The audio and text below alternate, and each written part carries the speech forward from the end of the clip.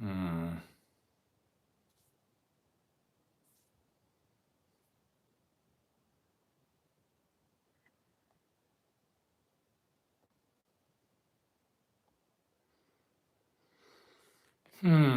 Ladies and gentlemen, we have a slight technical problem here.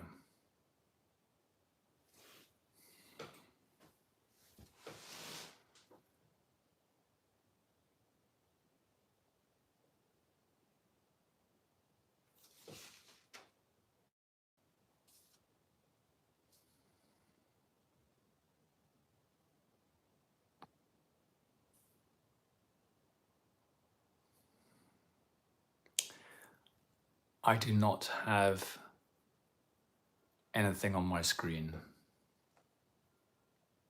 This is the first time this has happened. I don't know what to say.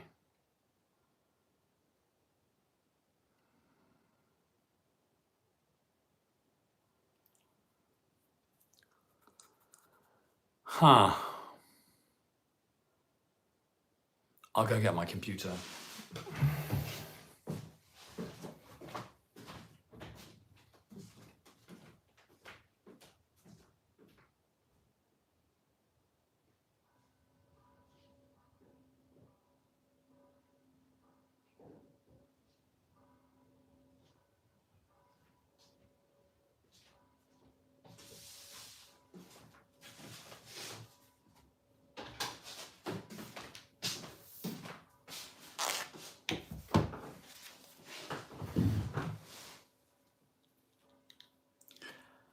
If you've just joined, I have a technical problem. I'm not seeing myself. And that's the first time. Hello and good morning.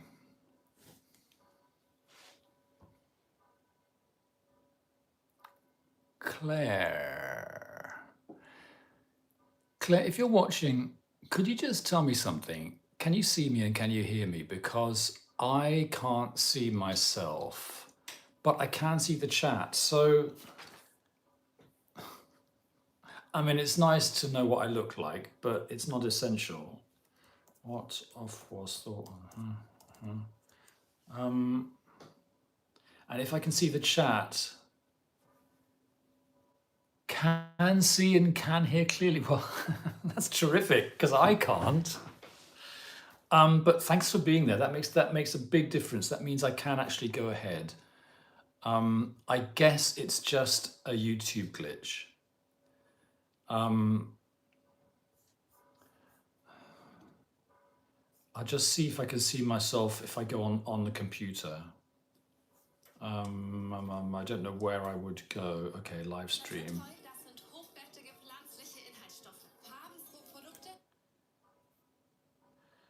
So if anyone's watching, yes, there are a few people watching, and thanks very much to Claire. I'm just sorting out a technical problem.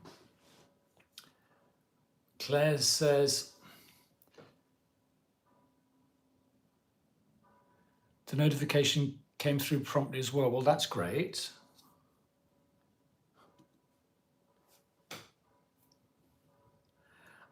I can see myself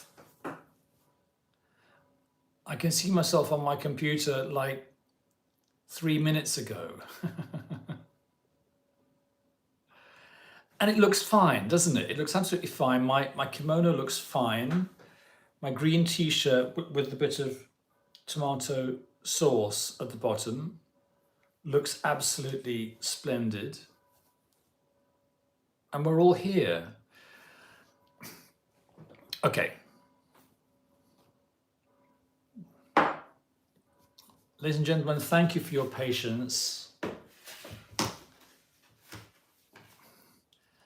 Everything's different today. Everything's different. I'm smaller in the frame.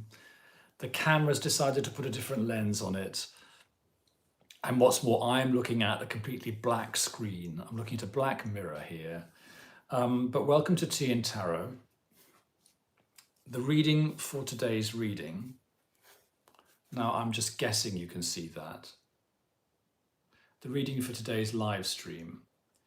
That's a card for me. That's a card for you. That's a card for the live stream. Okay. I've got the Eight of Pentacles. So I'm hardworking. I've turned up. I've cranked it out. I'm doing my best. Okay. Even though I'm busy and I've got a bad knee. And out there, you people who are watching, it seems to me that you're pushing ahead. You've got plenty of energy and you want to get things done. And thanks for turning up. And so that's very nice of you. The reading itself, we've got a reversed Two of Swords. There's something a bit out of balance there, isn't there? The various different elements are not really in place. And from my point of view, that sounds like the technical nonsense that's going on today. There's something in the air. And so the advice card there is just let's all be nice to each other. Okay. I'd like to have some topics for today. By the way, it's 8 o'clock in the morning in Germany where I live. And I usually do live streams from my point of view at 7 o'clock in the evening on Sundays. And that clearly is good for a lot of people in the world because a lot of my audience is in America and a lot of my audience is in Great Britain. What it does is it means that the people towards the people going east from Germany towards the other side of the world, it's not ideal because it goes into the night time.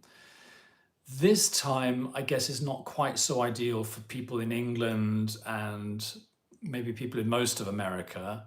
But I think if you were living right on the extreme western bit of America, the Pacific time, you might be able to watch me, this might be late night on a Friday night rather than early on a Saturday morning. So I'd be very interested to know where you are, folks. Just say hi in the chat and say where in the world you are, and that would be really nice.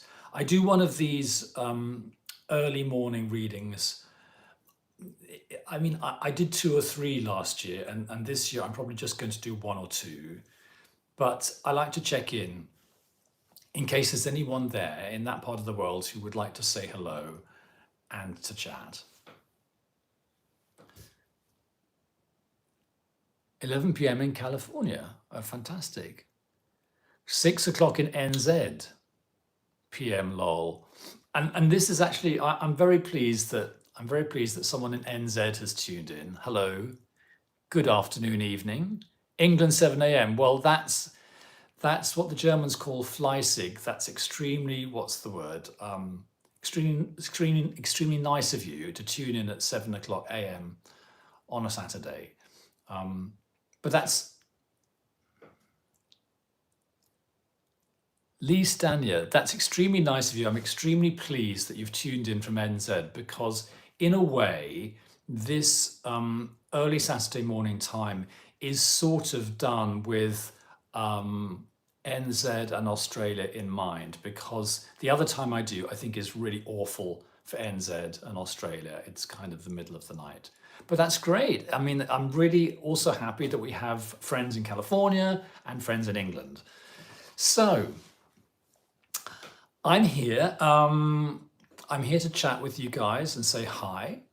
Looking at a black space in front of me here, but I have faith that you can see me. I sometimes do some readings during these live streams. I don't do as many as I used to because I need to space them out now to avoid confusion. So normally I do 3, 1 at 1/4 the hour, 1 at 1/2 the hour, and 1 at 1/4 the hour before we finish. So if anyone would like a little reading, and they're very little, they're just what I call fortune cookie readings, maybe 5 minutes, maybe less. Just say in the chat, and we'll just have first come, first serve. The first 3 people can just book a reading, and then that'll be a part of the live stream. Good morning. I'm peering into my screen like an elderly gentleman. I'm feeling a bit elderly at the moment, actually, folks, because normally I'm quite fit, but my knee has been playing me up, and I've had to take vast amounts of ibuprofen to get the inflammation down, and then you feel weird. And then my doctor gave me a special pill so that the ibuprofen doesn't upset my stomach too much. And so, you get into this classic medical sort of, what's the word? I want to say downward spiral, where you take one pill, but then you have to take another pill to counteract the side effects of the first pill. And I'm feeling a bit like that and feeling a bit sorry for myself. Thank you. I would love to have a reading. Okay, so that is Claire T. Actually, Claire, thank you very much for saying that. It's not painful what's going on. It's a swollen knee. And it's just very disturbing because I've lost mobility. There's something happening inside the knee. Indigo, good morning. Can't believe I caught you this morning. Okay, so Claire, you'd love to have a reading. Let's do Claire at 8:15 German time, so at 15 past the hour. Claire T. Good morning, Indigo. I can't believe you're there either. That's really great. This is cheering me up, ladies and gentlemen. I'll just share with you. I'll allow myself to be personal. I've been feeling a bit discouraged, by having a bad knee. And I actually think they say that each part of the body has a certain sort of emotional temperature, don't they? And I actually think there's something about the knees. If you have problems in the knees, the knees really support you, and they kind of make you able to face the world, the battles of life. And if you start to feel that your knees are not functioning, it's very undermining. I suppose that applies to legs and feet as well. Yeah. And so I've been kind of like, not exactly in pain, but on the sofa. And then the doctor says, oh, you have to keep moving. So I walk as much as I can. And then you feel a bit wobbly. Anyway, I had one of those MRT scans yesterday, and it's a bit like going into a sarcophagus. It's actually very like what they say is going to happen in the Tibetan Book of the Dead. You lie there and you hear strange, loud noises. Strange, loud noises, ladies and gentlemen. And you think, am I in the bardo?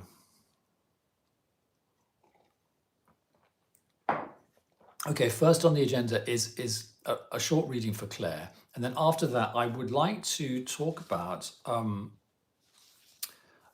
tarot books, if any of you are interested. And in particular, the project which I've had on the go for several years now, which is that I'm writing a book about the tarot. When I started off, this was in collaboration with a friend called Michael Atafar, who is a creativity consultant and has written books about creativity. And Michael is not a tarot reader, he's not a tarotist, but I thought that would be a very good collaboration. So that was the way it was framed for a couple of years, and through the pandemic, and we met during the pandemic, and it was kind of like a pandemic project. We've put that to bed, that collaboration version, because Michael's become busy with his art projects. So rather than just publish half of the book that I wrote with Michael, I've decided to start from scratch, because I'm kind of like, I'm three or 4 or 5 years further down the line now with this intensive tarot period of my life. I've read more, I've had more experience, I've talked to you guys more. And I've also, in the meantime, I've written a whole novel. And so I'm much more focused on writing, and my style is better, and I'm much more focused on tarot. So as they say, everything's coming together. And I thought, while I've got your attention, if I've got your attention, I'd like to just ask anyone out there to say, is there anything in particular that you feel that you need from a tarot book? Is there anything that you haven't found in tarot books that you've seen on the shelves? Is there anything that you'd like me to write about in my tarot book that would help? Um, the angle of my book, the focus of it, the slant, and by the way, good morning, CS102. The slant of the book is that I think a lot of books about tarot and a lot of tarot teaching tends to make it more difficult for the student because it tends to overcomplicate things. And I am looking for ways of cutting through all the layers of complication and babble and presenting a way of looking at the tarot which simplifies it. Okay.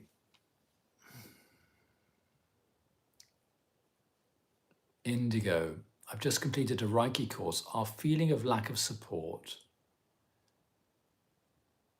and your issues with your knees sounds quite possible. Yes. I mean, I emigrated from England to Germany because I was finding England difficult to deal with and London difficult to deal with. And I have, childhood issues and parental issues. But I think as I go back towards wanting to write and be published and so forth, I do feel unsupported. I split up with my agent and I've been together with her for like 27 years and I split up with her in about 2019, just before the pandemic. And now I don't have an agent. And part of the thing is that I'm looking for an agent. So I'm not exactly back to square one because I've got a nice CV, but that's interesting, Indigo. I do on some level, though I don't talk about it much. I try not to complain about it, but I do feel unsupported. It's very interesting. And I'm really hoping that they don't tell me that they need to operate on my knee, because I would rather get through life with a minimum of operations. Claire. Okay, thank you. You're going to give me some feedback. In the 1970s, tarot books were like giant little white books, a description of the card and several meanings. Today, many books overcomplicate to get to the same place. Exactly. And I love that, Claire, that you could actually have a big little white book. And I've found writing my book that when I really think about it, what most people start off by asking me is, what do you think the cards mean? What are the keywords? And I had a book by Alfred Douglas called The Tarot. And it was my only tarot book for decades. And I just taught myself with that book. And it was one set of keywords. And his keywords for the pip cards were good. His keywords for the major arcana were a bit too Jungian for my taste, a bit too major life change, a bit too melodramatic. And it took me a long time to realize that I wanted some cooled down version of the major arcana meanings. And also he wasn't good at the court cards. So I've done a lot of work on the court cards for this book. Lizards, I think I'd find it helpful to see interpretations or meaning examples in regard to common questions, like what this card might mean in relation to health, work, etc. Okay.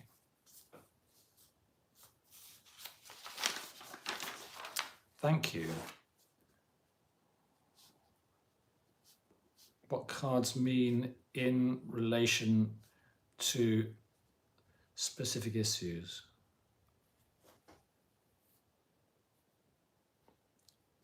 Claire, Sheridan Douglas, what a fabulous deck. It's true.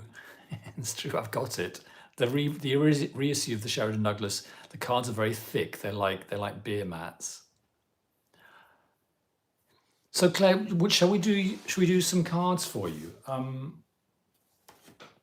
Is it just a general reading done cold, or is there an angle? Is there a slant that you'd like?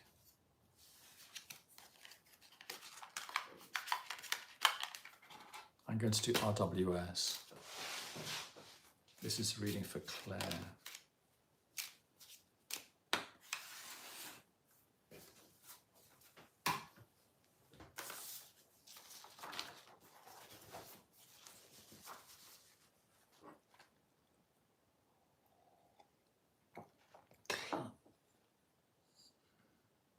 Indigo. It would be great to distill the essence of each card where possible. Exactly. Sometimes the keywords are a bit all over the place, and learning, I remember thinking, now which one do I pick? Exactly. Okay, Indigo, you've hit the nail on the head. That is exactly what I am doing in my book. And it's exactly what I've been trying to do in my videos about the court cards. I've done the first 3 courts, and Pentacles is coming out, I think, in August. So, you know, if you're interested in my videos, I would direct you to those videos, or have a look at 1 or 2 of them. They're in my playlist, Card Meanings, and they're also in the Tarot Tips playlist. And they're quite recent. They're over the past 2 or 3 months. They're called How to Read the Court Cards, 4 videos. And that's exactly what I've been trying to do. Claire, I would like to have a general, please.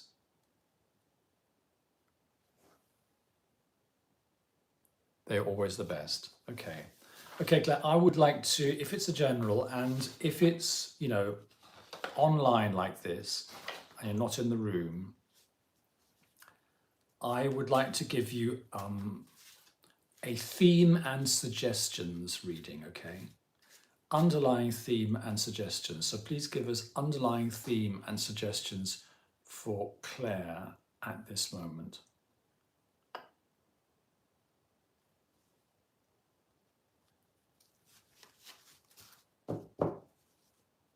Thumbs up.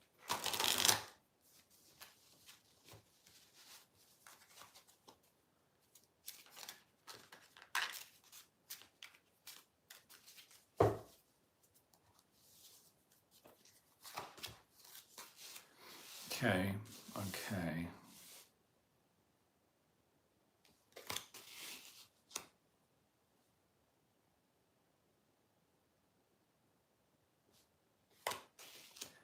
Okay.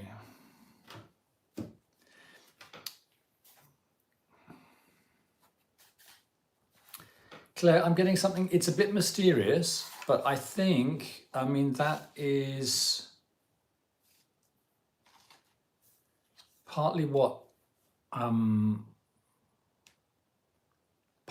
these online readings are. As I've said, I see them as fortune cookie readings.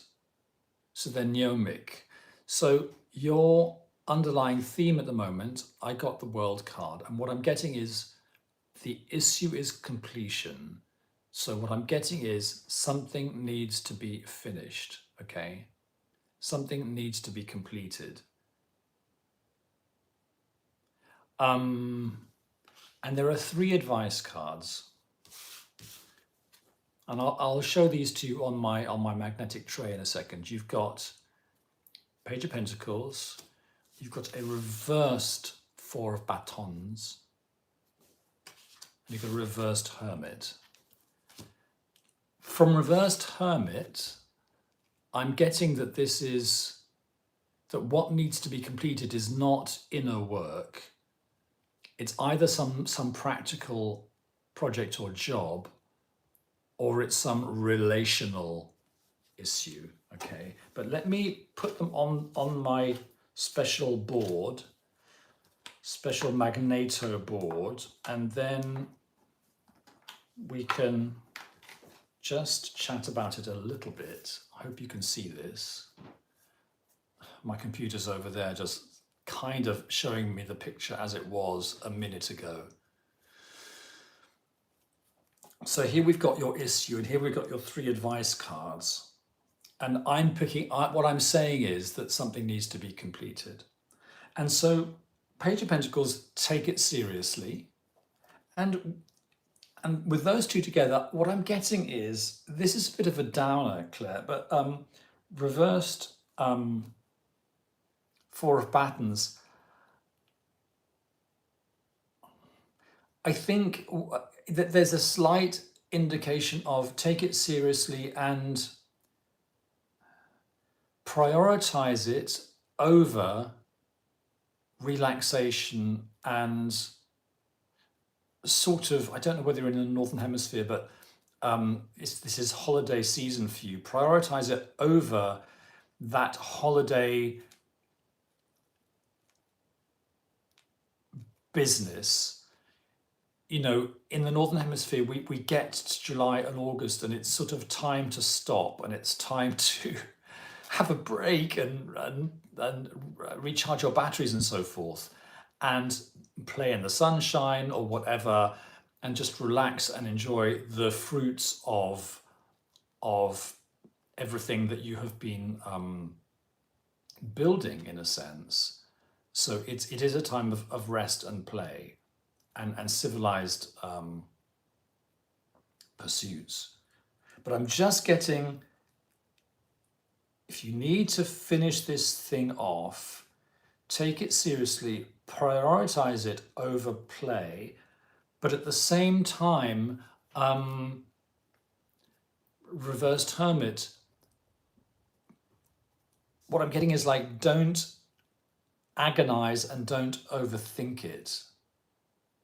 So don't become too introspective over it. It just feels like a slight call to finish something up in a serious and thorough way, okay?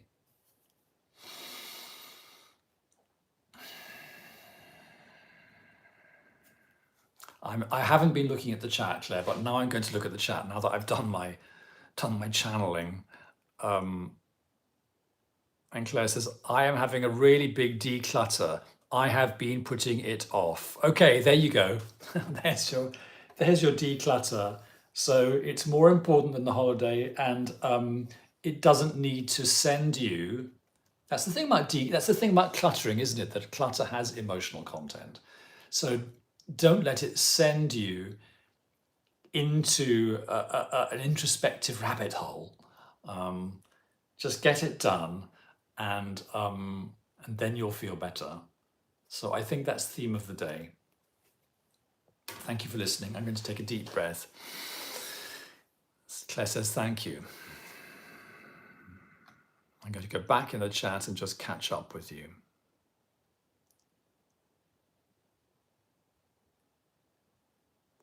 Indigo likes the court card videos. I'm very pleased. I've been a bit low energy recently, but I've been making a big effort to get those made, and it's been fun. Toadstool Tarot. Hello, Robert. It's been a while since I caught you live. It's 2:22 on Friday night here, so it's just chance that I did, but what fun. How great. Well, 2:22, that sounds like Saturday morning to me. These live streams that I do on the other side of the clock, they're a bit crazy. They tend to get fewer people tuning in, but the weird thing is that when YouTube releases the live stream as a video, you know, because that happens automatically unless you stop it, it then gets watched by a lot of people. So I think it's something about the way the global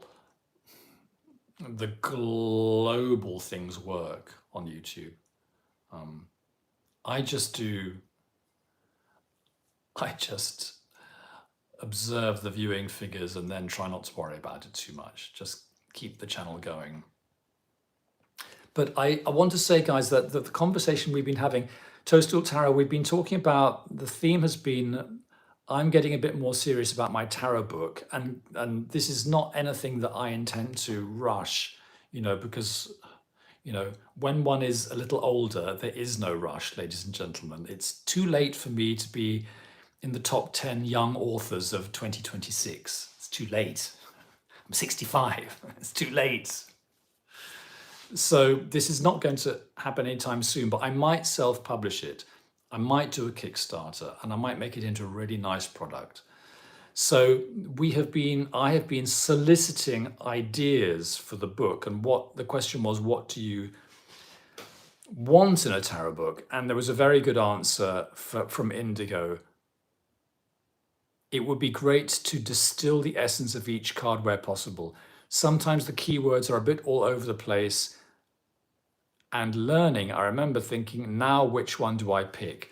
It's so true. And I just made the fourth Court Cards video, and I was criticizing this book by Mary K. Greer and Tom Little called Understanding the Tarot Court.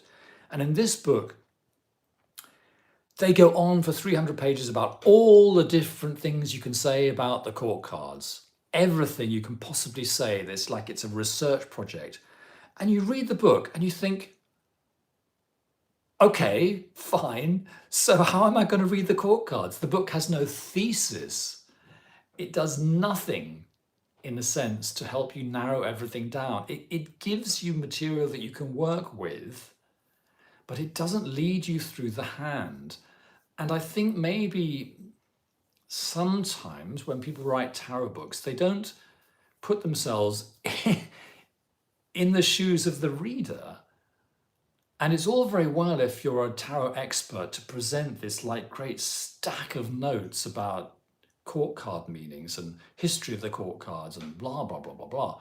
But it's not a terribly pleasant or helpful reading experience for the reader, for the person who is learning. So I have some severe things to say about that book, which I have said in my latest video. Indigo, I have to jump off. Have a lovely day. And Indigo, thank you very much for your brilliant comment.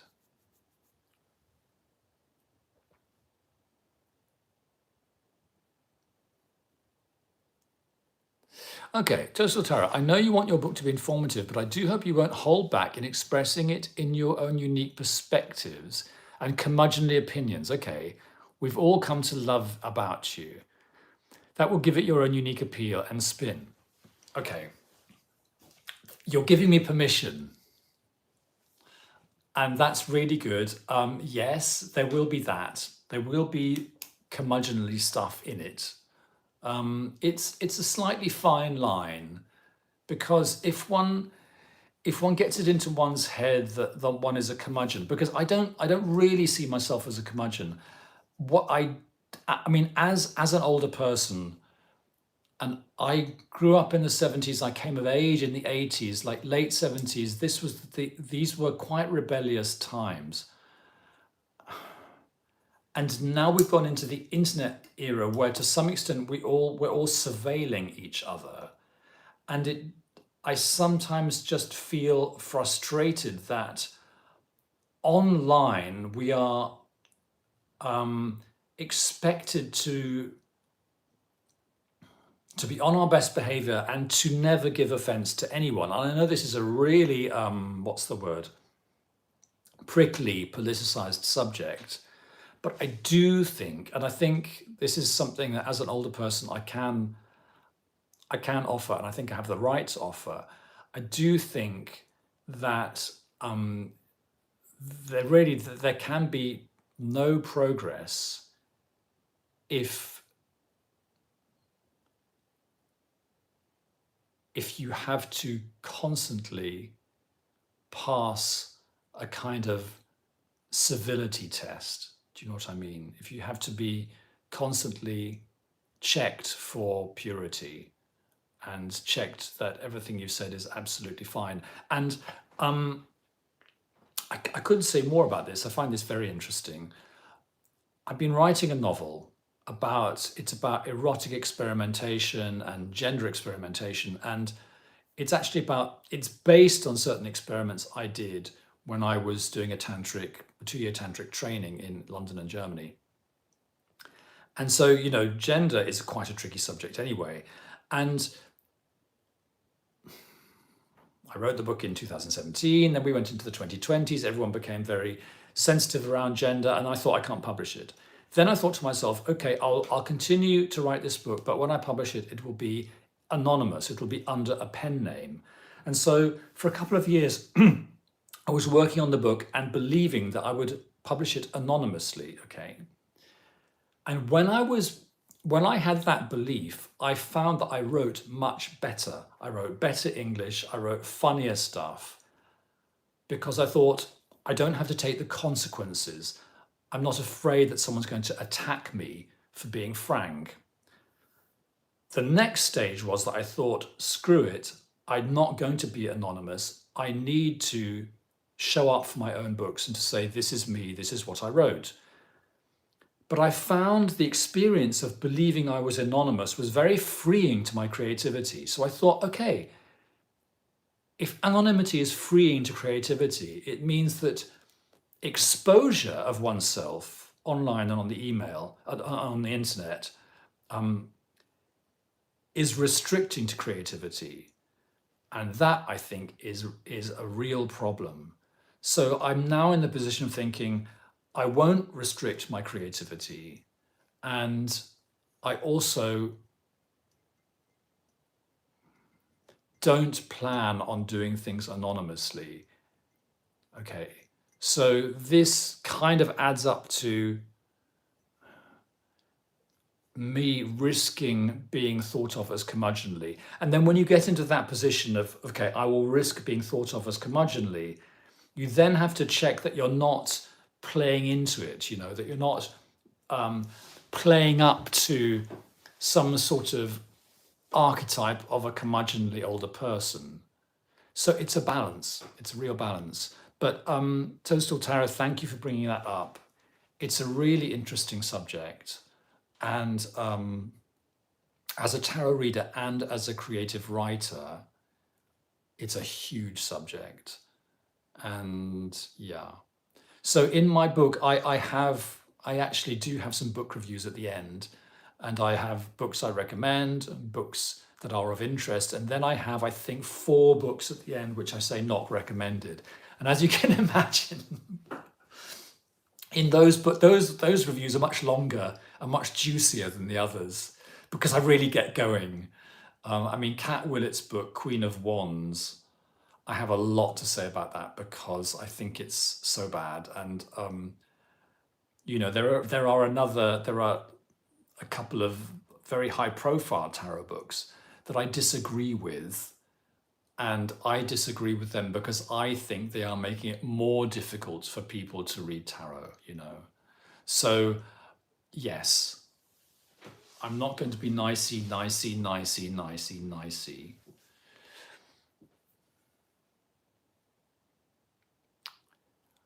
Toadstool Tarot, I have a question. Pull some cards. What do the cards want you to share in the book you are writing? Let them have voice through your voice. What do the cards want you to share in the book you are writing? Okay, that can be our second reading. Let me just catch up on the chat. Tarot had to be diluted for modern times. Can you imagine what a tailor would say today if he could come back and see it? His cards were straight up. I mean, yeah, there's Marianne Lenormand, the famous tarot reader in France. There's a biography of her. It's only in French and German. I don't think it's in English yet. I had to read it in German, really difficult. She was really hard. She lived during the French Revolution. She read cards for people like Robespierre. And she said things like, you know, it's going to end badly for you, Robespierre. Those were times. Lizards. I think it might be helpful for me if you shared cards that were similar and helped point out what differentiates them, like the 2 court maniacs and how they're different. That has occurred to me, lizards, 21 lizards. It has occurred to me to clear up confusion between similar cards. Like, I think there is a confusion between the 9 of Cups and the 9 of Pentacles, for example. there are similarities, for example, between the Queen of Pentacles and the Empress, between the King of Swords and the Emperor. So differentiating between cards, that's really interesting. Really interesting. Differentiating between cards. The two maniacs, the King of, the Knight of Swords and the Knight of Battens. Since you've brought it up, I'll just tell you straight off what I think about that. I think the Knight of Swords is a maniac because he's looking for an argument. And I think the Knight of Battens is a maniac because he's looking for excitement.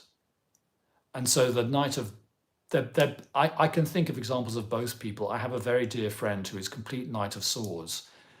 He's a maniac in terms of looking for arguments and debates, but he's also an absolutely lovely person. He's a very loyal friend and very affectionate. Whereas, a Knight of Battens people,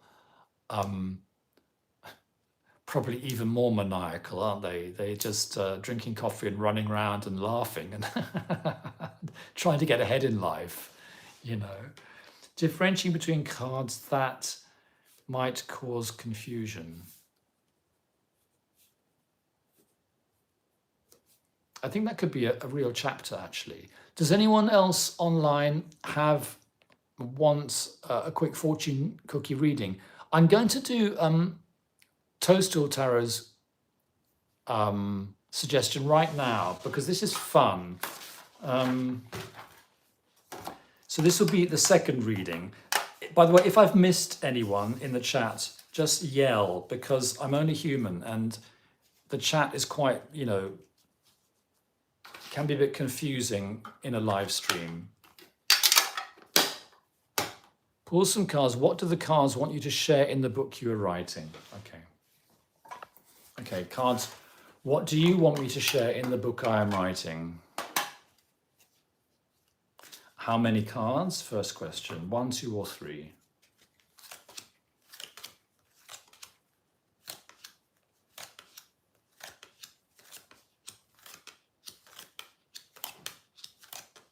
Three.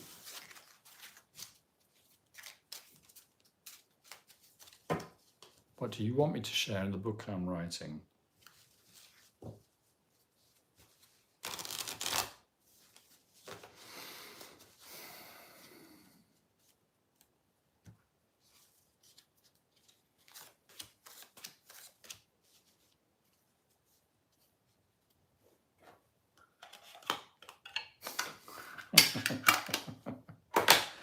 We've got the Sun, and I can't see my camera here, so I'm just guessing where the card is. We've got the 6 of Battens.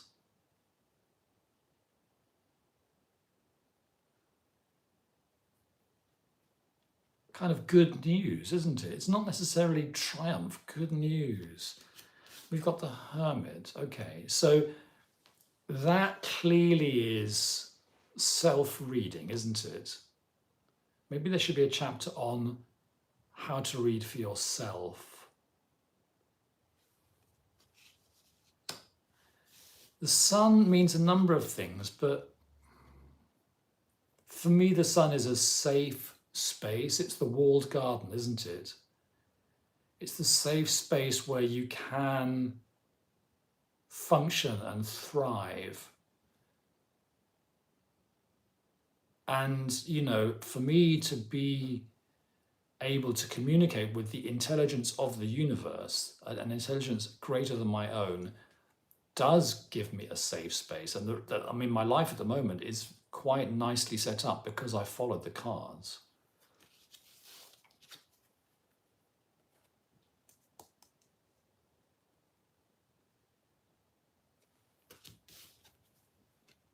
Okay, I would say here, Sun, that with my book, I provide a safe and calm kind of reading environment for people to get on with learning the tarot.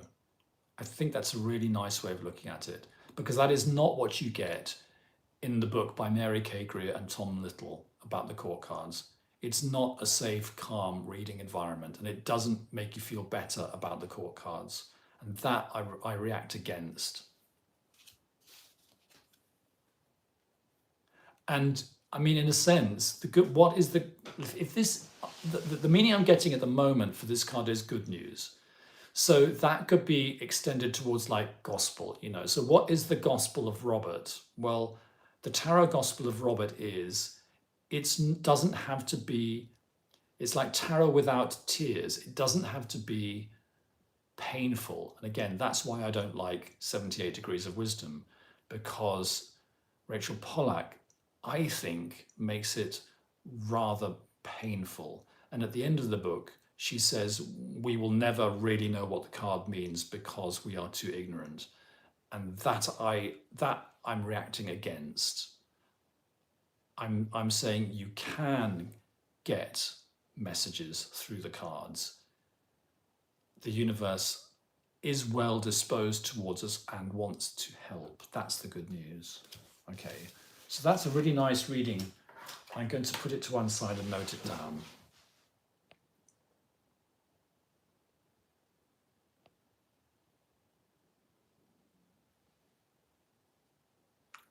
Yeah, you, please. Maybe we could order a card for you as well. I think so, guys. I'm dependent upon the kindness of strangers, or friends in this case. If anyone out there would like to draw a card and channel what you think it means that should be in my book, I will note it down. And that reading that I just did, that we can count that as the 8:30 reading, the 30 minutes past the hour reading. And that means that if there's any other quick reading that needs to be done, just let me know. I shall have a swig of tea. I'd like my book to be nicely printed. I'd like to do a Kickstarter. And I'd like to, what I might do is, you know, we all colour in the Rider-Waite-Smith. I might take my coloured in version of the RWS and print it on make playing cards. And when I do the Kickstarter of my book, I might have, for example, you know, you can pledge to buy the book when it's printed, or if you want to be kind of like a more of a big supporter, if you want to pledge a bit more money, I could include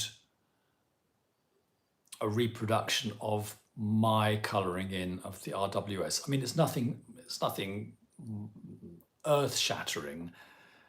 It's carefully done, and some of the colours are conventional and some of them are crazy, like, you know, there's some pink here and there. But it could be like that deck could be included with the book for fun, for major supporters. And, you know, you could buy the book and buy a reading online or whatever. But I'd like the book to be quite nicely printed, and I'd like it to be special. So it might be slightly premium, you know, the first edition might be a little bit more expensive. And then, I mean, that would be quite a lot of work, but it's a way of getting it done, because on Kickstarter, you don't really lose money. The project only happens if enough people pledge. Then later, it might be possible to publish the book as an ebook or a print to order book. I got a book called 36 Secrets by T. Susan Chang, and that's a print to order book as far as I know. You buy it on Amazon, and I think Amazon have an arrangement with a printer, and they will just print as the orders come in and send it to you. But you won't find that book in bookshops. So it's funny. I'd like to start off with a physical edition, and I'd like to do that on Kickstarter and send it out physically to anyone who supports the project. But I'd also like to have a few copies left over at the end that I can then go to London with and see if they will put some copies on their shelves, for example, in Watkins or Treadwell's or, or Atlantis.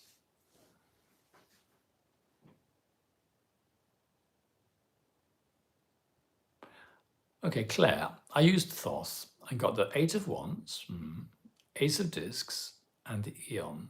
A book that gives quick reference guide, inspires us to start building a foundation, and can be shared worldwide.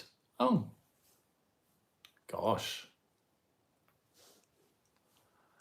Well, worldwide is always possible. I mean, this whole thing is kind of worldwide, isn't it? What we're doing today is worldwide. Okay, I drew the world for you and you drew the world for me. Very good.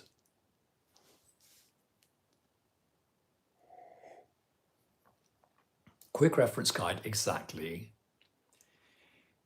Inspires us to start building a foundation. That's also so true, Claire, because I think everybody has to build their own tarot practice, you know. And I think when you read cards, if you have a relaxed attitude, you can kind of, and I don't want to be too woo-woo about it, but there are moments when the cards kind of suggest meanings to you, you know. Like I've got a new meaning for the Queen of Pentacles, and it's in my next video, and it is that the Queen of Pentacles is where she needs to be. It's about location. The Empress is just a goddess, right? She's omnipresent, but the Queen of Pentacles exists in a time and a place. And she shows up, and I got a reverse Queen of Pentacles, and I thought, oh, okay, if you've got a reverse Queen of Pentacles, does that mean you're not there where you need to be? You haven't made yourself present where you need to be in the natural place for you, you know? It's just an example of a card sort of sending its meaning to me. And I think everyone can do that. So if I write a book, I don't want it to be too kind of prescriptive, like telling people what to do all the time. It's a starter, it's a spark. And as you say, it's a foundation for a tarot practice. And for me, Alfred Douglas's book was the foundation for my practice. It wasn't the greatest foundation, and I had to add quite a lot of personal sort of tarot reading intuition on top of that, because the book's got a lot of holes in it. So yeah, I think I'd like to provide a book which provides a foundation. Foundation. Provide foundation.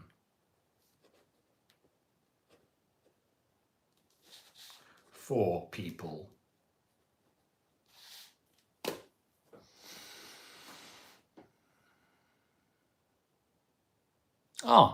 Toadstool Tarot, as to Claire's suggestion, the card I pulled for you is the Queen of Pentacles. How do you interpret that as something needed in the book? And then you've written, what an odd coincidence, because I was just going on about the Queen of Pentacles. What a marvelous live stream this is turning into. Well, Queen of Pentacles, according to what I've just said, it's to do with being present in the right place at that moment. So I suppose it means turning up. And I suppose in a sense that means that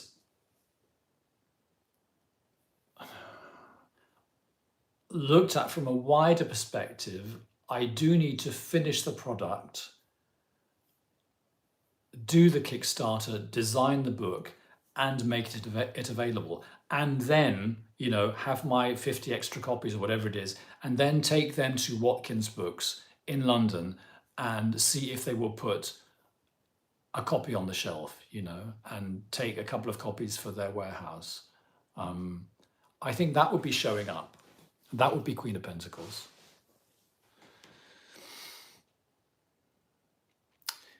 You could ask the cards, what are the holes in the book?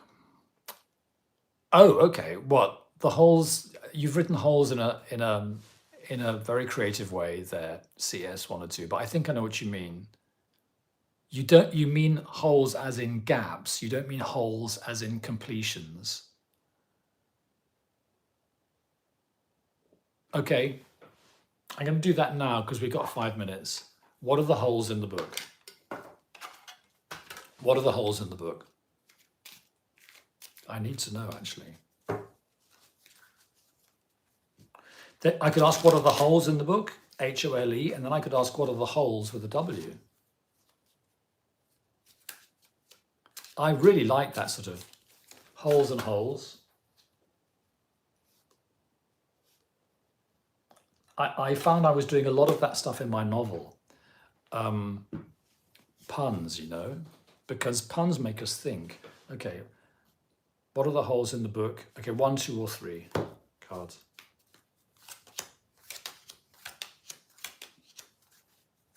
One. Okay, and if it's reversed, I'm going to leave it reversed.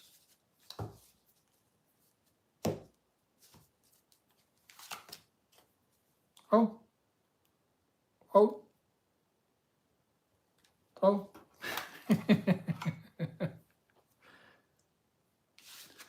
Knight of Rods, ladies and gentlemen. The Knight of Rods is apparently missing from my book. Knight of Rods energy. Well, I'm rather shocked. I would have thought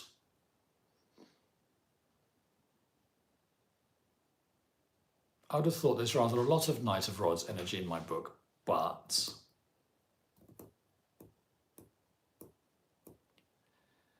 I mean, the nuance I'm getting at the moment from Knight of Rods is sexy, because I do think the Knight of Rods can be a maniac in terms of desire and in terms of pursuit of pleasure.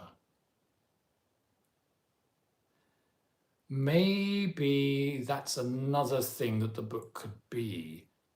Maybe it could be sexier in its concept. You know, because I've made pop music in my time. I've been a kind of minor pop star. I've written movies that were kind of comedic and colorful and kind of commercial in a way. So maybe there's a kind of like a pop element that could be flown in. I'm going to write this down. This has been an extremely helpful live stream. And I also want to say that, you know, this live stream may be watched as a video by a lot of people. But it's been like a select crowd. It's been I can see from the numbers that the people actually tuning in we've been quite a small group today, relatively small, because it's a funny time of day. But it's been a very, very good conversation. I'm very grateful. You've helped me a lot. And so I can go forward with the book, because it's turning into my main project at the moment. And then, I mean, I think hopefully this video will be seen by people as a video, but it doesn't even particularly matter. And Claire says, I love how creative this has been today. It's been insanely creative. And I mean, considering that it's a Saturday and I got up at 6 and I had a cup of tea and brushed my teeth. And by 8 o'clock, I was more or less awake. And then you joined me, and some of you guys joined me at 2 a.m. in the morning. So it's been amazing. We're in the last 2 minutes, and sadly, I'm going to have my breakfast and then go across town to see our very nice GP, which we go to, and talk about my knee, or at least make an appointment to talk about my knee. I have a GP who's so busy that they can't even answer the phone. So to get an appointment, you have to go to the surgery, queue up, go to the desk, and get an appointment. But I mean, this is the German health system. But when you get your appointment, the healthcare is good. But I think healthcare everywhere is so overburdened at the moment. Claire says, I have to go to work at 8:30. This has been a wonderful experience. Best of wishes for your knee. Thank you very much, Claire. Thank you. Thank you, CS102. Thank you. And I wish you all very well. And I wish you health and a wonderful weekend. And whether it's winter or summer. So if you're in New Zealand, have a lovely wintry weekend. If you're in the Northern Hemisphere, have a lovely summery weekend. And it's summery here. So yeah, we'll say our goodbyes. I won't log off until we hit the hour. And thanks for, thanks for, what's the word? Bearing with me with my technical difficulties. I'm a bit puzzled as to why I've had a strangely black screen today, but I will ask my AI assistant. Okay, everyone, the church clock is striking the hour. Thank you very, very, very, very much. Bye.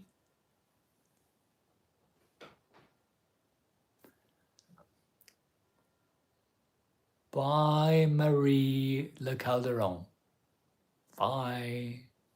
Have a nice weekend.